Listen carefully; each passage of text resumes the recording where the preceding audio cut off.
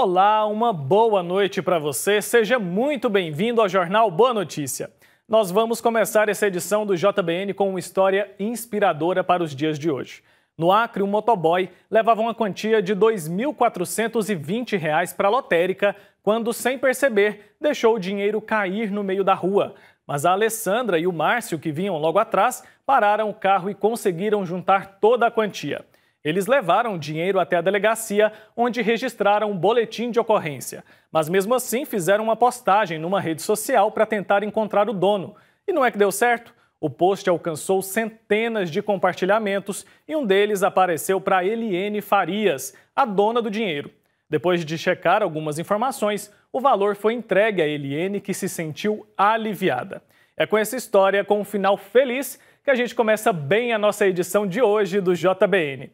E a gente traz também outro exemplo de solidariedade e cuidado com o próximo. É que uma ONG de Minas Gerais tem feito uma grande diferença na vida de várias pessoas. Já já eu te conto os detalhes dessa história.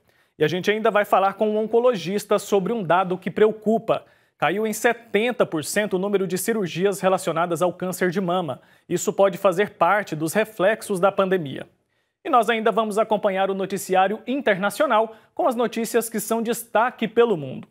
Tudo isso você confere a partir de agora, aqui no nosso Jornal Boa Notícia.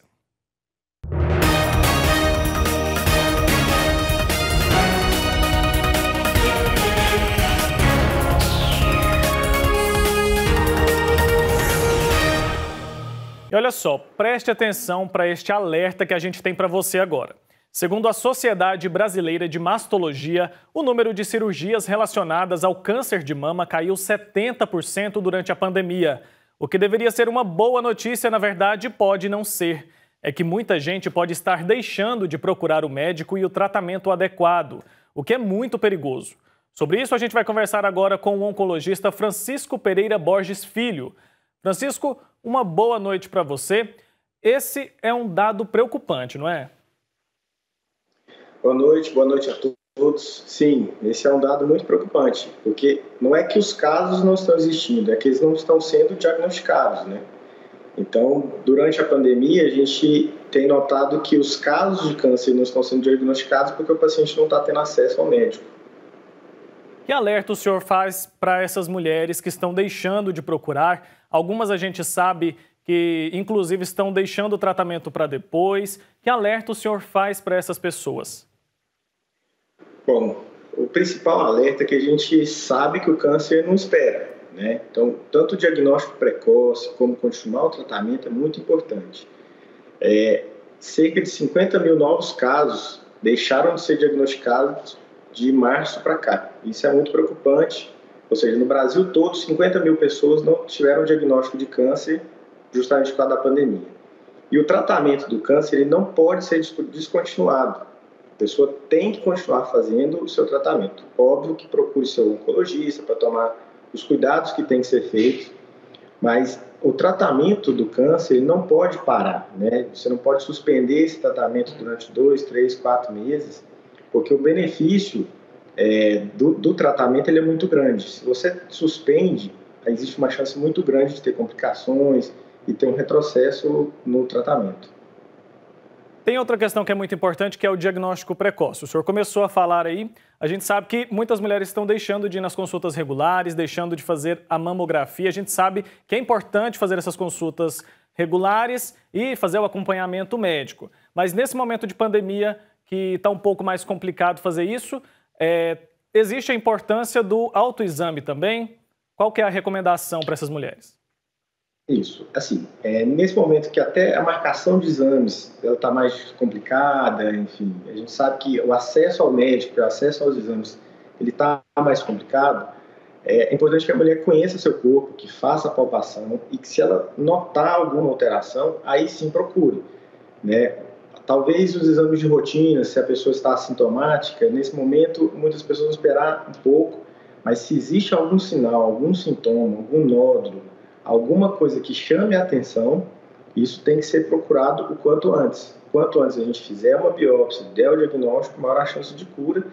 E repito, a gente não pode esperar 2, 3, 4 meses numa doença tão grave porque isso pode realmente impactar na chance de cura e de sobrevida.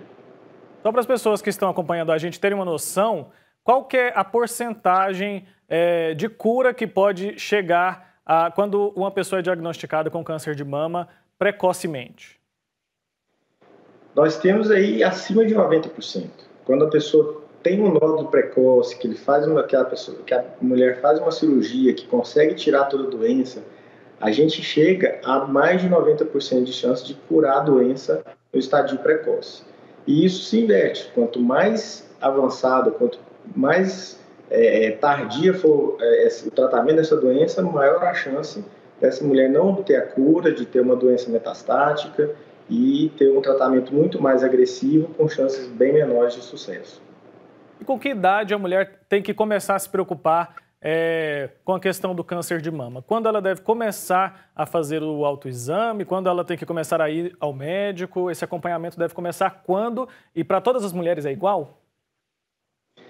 Não, assim, se a mulher começou a atividade sexual, ela já tem que ir ao ginecologista uma vez por ano, né? E a ginecologista vai pedir os exames, dentre eles o ultrassom.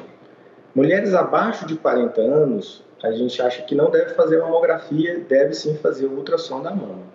A partir dos 40 anos, anualmente tem que fazer uma mamografia e procurar o ginecologista, o mastologista ou o oncologista, ou seja, anualmente.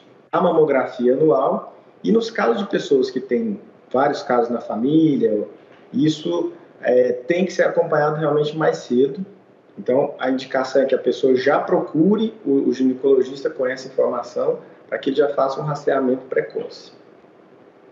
Entendi. Muito obrigado pela participação aqui. Fica aí, então, esse recado. Não dá para descuidar da saúde, não dá para deixar para depois, porque uma coisa, o coronavírus, a pandemia, não pode ser desculpa para deixar de cuidar da saúde e das outras doenças que a gente sabe que continuam existindo, né, Francisco? Muito obrigado pela participação, muito obrigado pelos esclarecimentos aqui, tá bom?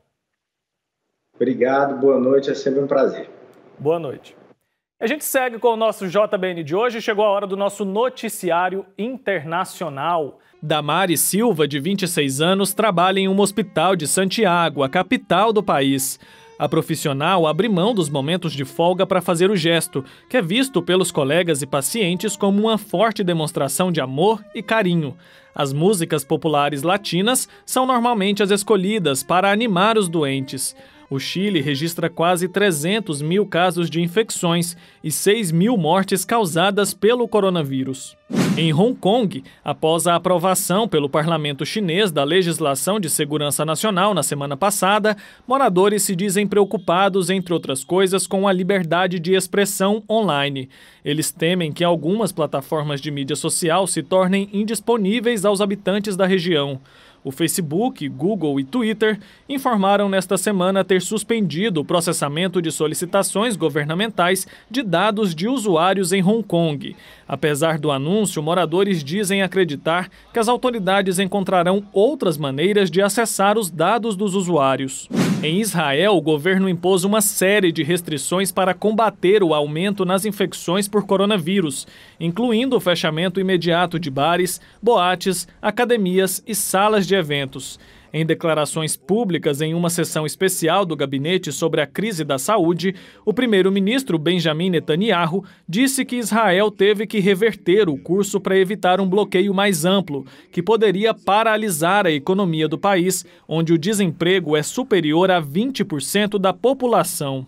E a Organização Mundial da Saúde disse que está revisando um artigo que sugere que o novo coronavírus pode ser transmitido através de pequenas partículas de ar. O grupo responsável pelo alerta pediu que a OMS atualize as orientações e protocolos de prevenção da Covid-19. Numa carta aberta, 239 cientistas de 32 países explicaram ter evidências de que o vírus pode permanecer em pequenas partículas que ficam no ar. Se isso se confirmar, a contaminação seria possível mesmo sem que se tenha contato direto com alguém infectado. E olha só, agora eu tenho um recado para os associados da AFIP. Todos eles sabem que todo mês o Padre Robson de Oliveira envia uma carta especial aos filhos e filhas do Pai Eterno que fazem parte desta grande obra de evangelização. Essa aqui é a desse mês. Por algum motivo, pode acontecer dessa carta acabar não chegando aí na sua casa ou demorar muito para isso acontecer. Por isso, a AFIP está utilizando outros meios para que você possa deixar a sua contribuição, tá bom? Lembrando que essa doação é espontânea e é no valor que o seu coração inspirar.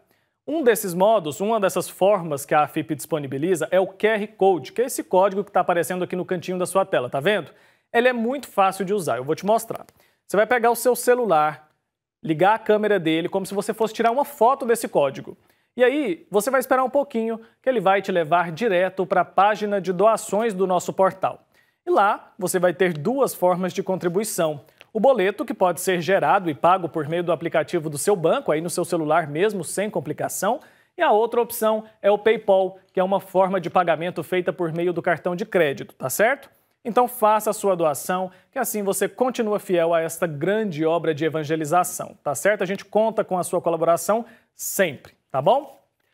E olha só, a gente vai para o intervalo bem rapidinho e a seguir você vai acompanhar aqui no JBN as principais notícias do Papa Francisco com o nosso correspondente em Roma, Silvonei José.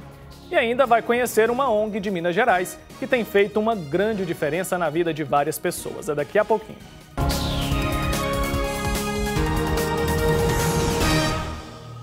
O amor do Pai Eterno está presente em todo lugar. E a missão da AFIP é levar esta mensagem adiante. E tudo isso só é possível graças à nossa união. Reze conosco, ajude a fazer o bem. Faça parte desta família de amor.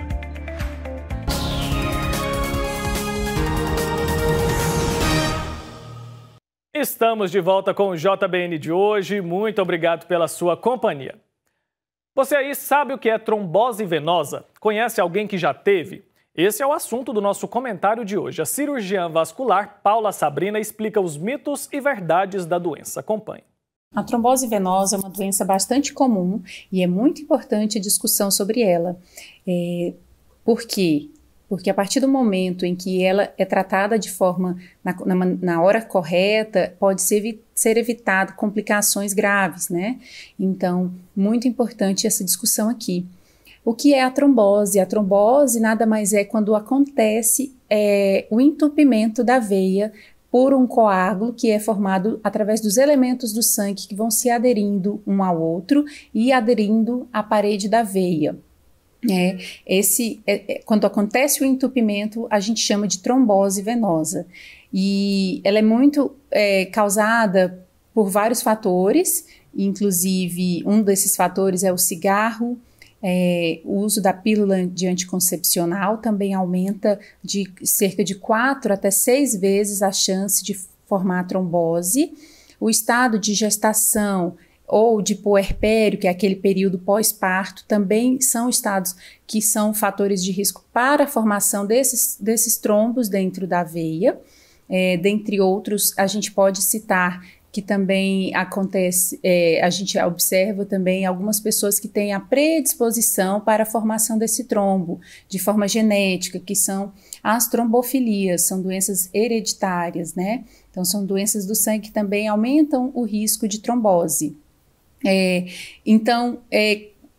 A gente mais teme na trombose a complicação da embolia pulmonar. A embolia pulmonar é quando esse trombo na veia das pernas se solta e ele vai caminhando através das veias das pernas, da barriga para o tórax, entra dentro do coração e do coração ele vai para os vasinhos do pulmão, que às vezes são muito mais estreitos, é o caminho mais estreito que esse trombo vai percorrer e lá ele vai entalar. E quando ele entope esse vasinho dentro do pulmão, acontece o que a gente chama de embolia pulmonar.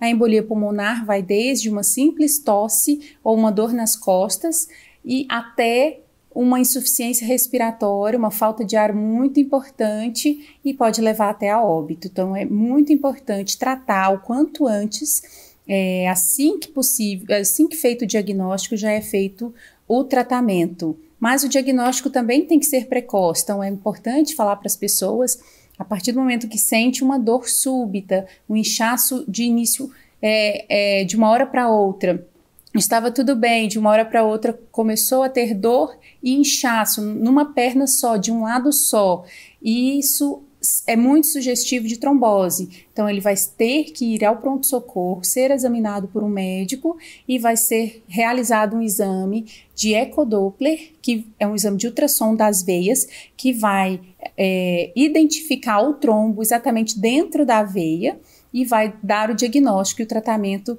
é iniciado imediatamente. Isso pode evitar as complicações, tanto das pernas, quanto essa complicação mais temida, que é a embolia pulmonar. Então, é muito importante essa informação ser levada para a população. A partir do momento que você tem essa suspeita, procure o pronto-socorro o quanto antes, que isso vai fazer com que a chance de complicações seja muito diminuída.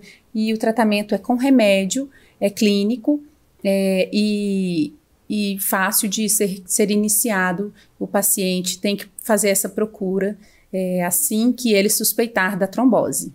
É isso aí, chegou a hora da gente saber as notícias do Vaticano com o nosso correspondente Silvonei José. Acompanhe. Alô, amigos da TV Pai Eterno em todo o Brasil. Não deixar os idosos sozinhos.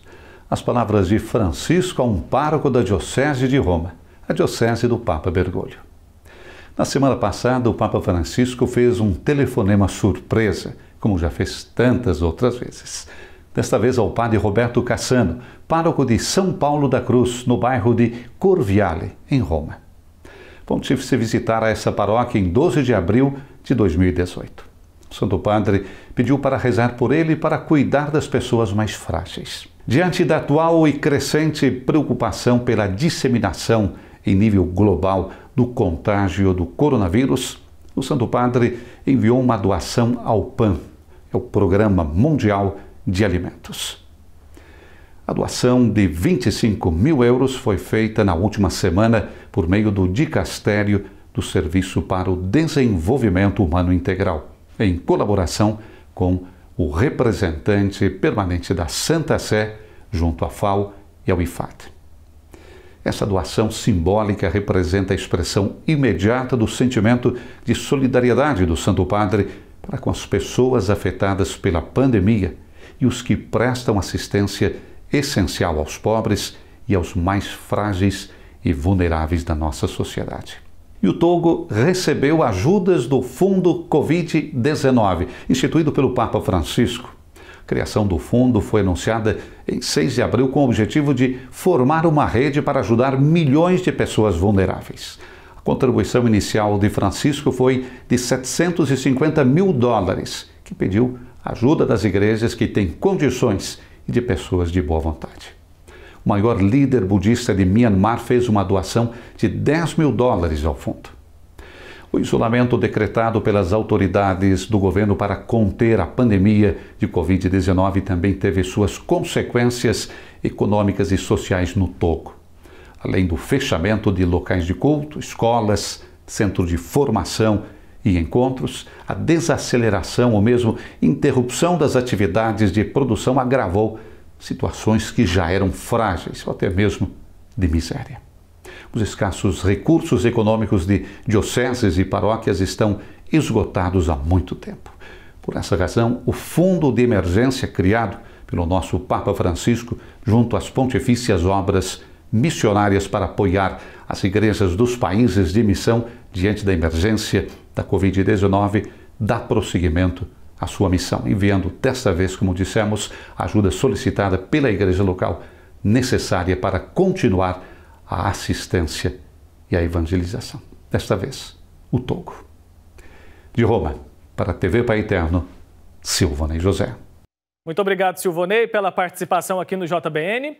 E antes de encerrar o JBN de hoje, a gente te mostra que a solidariedade e o cuidado com o próximo tem feito a diferença na vida de muitas pessoas. Em Vespasiano, região metropolitana de Belo Horizonte, essa diferença é feita há mais de 10 anos pela ONG Semear Ação Social. Vamos conhecer.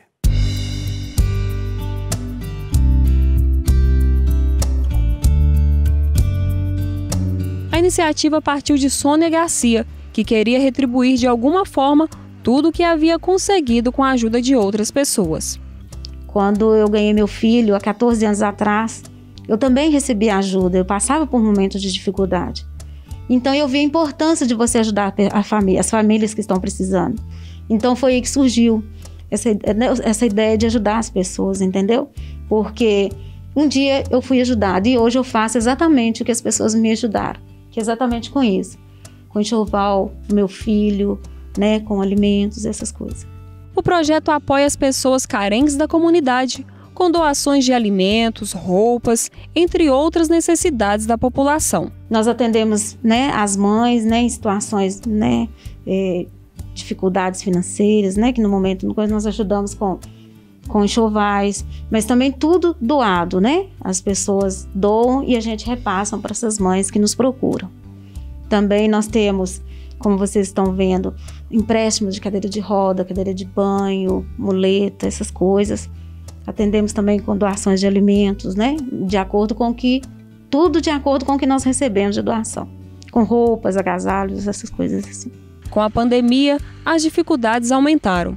Como as crianças estão em casa por causa do isolamento social, Sônia decidiu criar uma mini biblioteca na porta do projeto.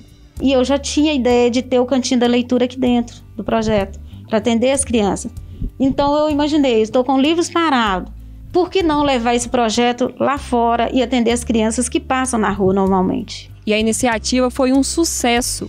Olha só a alegria do Antônio, que conseguiu seu livro de dinossauros. Então, eu acho muito importante, muito interessante a atitude da Sônia, principalmente aqui na nossa região que não tem isso, né? E tem muitas crianças que precisam. Então, assim, não só a questão de ajudar, né, que a gente já ensina desde novo, como também pra gente em casa, né, conscientizar, ensinar eles, né, também a estar mais perto da família, com a leitura, com as brincadeiras. E acaba que quando a gente também tem alguma coisa em casa que não serve mais, ele mesmo tem 3 anos, ele já fala que vai separar para a Sônia. Então, assim, ele já entendeu que é importante ajudar o próximo. O apoio da comunidade também é muito importante para dar sequência ao projeto. Jussara, diretora de uma creche da região, tem ajudado na biblioteca com doações de livros. Para ela, a iniciativa é uma forma de conscientizar as crianças e formar cidadãos. Ter essa biblioteca pública, né, gratuita, que as crianças podem vir, podem trocar, ler um livrinho, trazer para cá, levar para casa, é muito importante nesse processo de alfabetização. Para a gente, como profissional da educação, a gente fica com o coração assim, super feliz. Semeando o amor onde Deus nos enviar. O projeto recebeu esse nome porque as voluntárias acreditam que o trabalho feito é uma sementinha que elas plantam na vida de quem precisa de apoio e que a colheita dessa semente será sempre positiva. A gente planta esperança, a gente planta alegria, né? Então, assim, nosso atendimento maior são com as crianças, como vocês viram. Nós atendemos as crianças, e as crianças são o futuro do nosso país. Então, nós estamos plantando essas sementinhas. Para conhecer na prática o trabalho da ONG, nós fomos até a casa de uma das famílias beneficiadas. Carla está desempregada e tem 5 filhos. Para ela, as doações chegaram em uma boa hora. Tem me ajudado muito, igual Soninha, tem me ajudado muito a matar a fome dos meus filhos, entendeu? Eu agradeço, tem me ajudado muito essa parte aí. Maura, que faz parte do projeto, explica a importância da ajuda oferecida às famílias. São pessoas que realmente estão passando por dificuldade. E assim a gente junta um com o outro e começa a pedir, as pessoas veem que a gente está aí pedindo, a gente põe nos status, publica e daí a pouco, graças a Deus, começa a chegar os alimentos, fralda. E a gente depende da comunidade. É as únicas pessoas que ajudam a gente, dono do supermercado e a comunidade mesmo, os amigos. O trabalho sobrevive através de doações. Por isso, toda ajuda é muito bem-vinda. Nossa ajuda é Deus, os amigos, os comerciantes locais. Então as pessoas, um vai passando para o outro.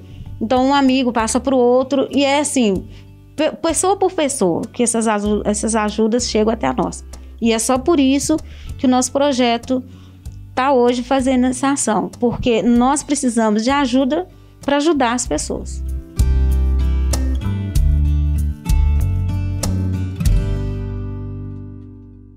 É isso aí, parabéns a todos os envolvidos nessa ONG que há mais de 10 anos, muito tempo, fazem esse trabalho tão especial. Parabéns mesmo.